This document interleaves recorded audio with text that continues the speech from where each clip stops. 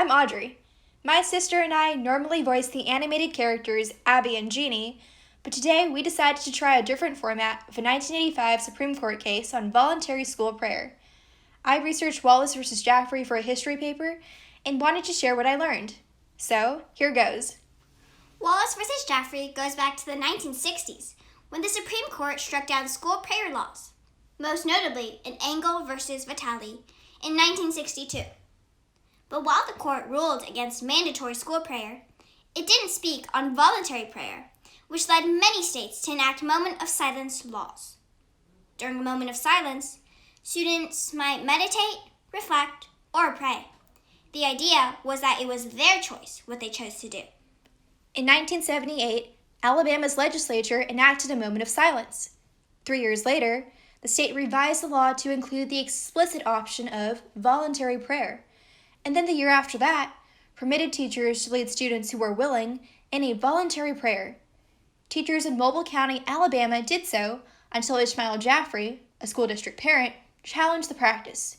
He alleged that his children were being religiously indoctrinated and ostracized when they did not participate in prayer. Jaffree's case eventually expanded to challenge the entirety of Alabama's prayer statute and wended its way into the Supreme Court.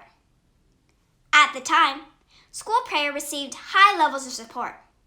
Just 2 years before, a survey indicated that over 80% of Americans supported a constitutional amendment permitting voluntary school prayer, which was also backed by the Reagan administration.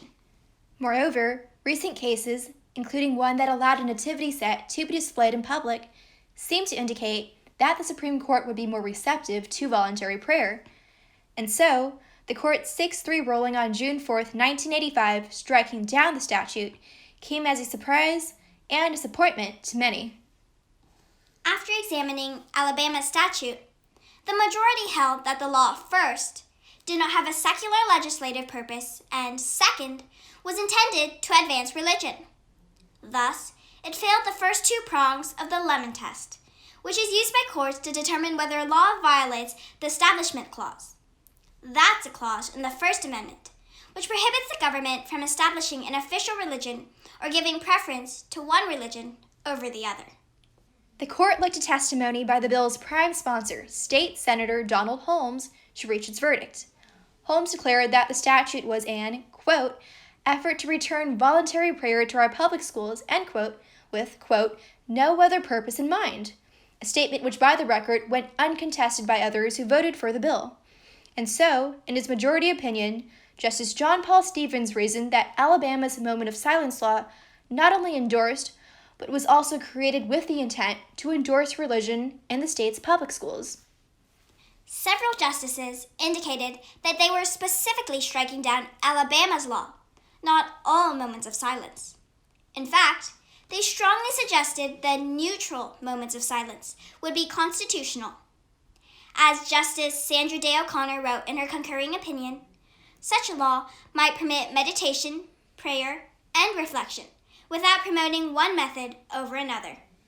In dissent, Justice William Rehnquist advocated a different interpretation of the Establishment Clause, where he argued that the clause doesn't prohibit states from passing non-secular laws.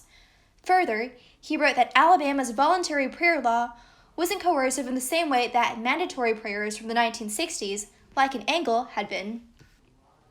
While the court's ruling was unpopular, perhaps contrary to expectation, Wallace's aftermath left the majority of moments of silence laws and student-led prayer initiatives untouched. What was more at issue was when teachers or other public employees were the ones leading prayer.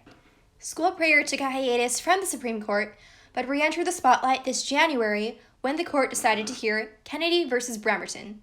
This April, the justices will consider whether a high school football coach can lead his team in voluntary prayer on the field after a game. It'll be interesting to see what role Wallace plays in their decision, which should come out by June. So that's an overview of Wallace versus Jaffree. We hope you enjoyed watching.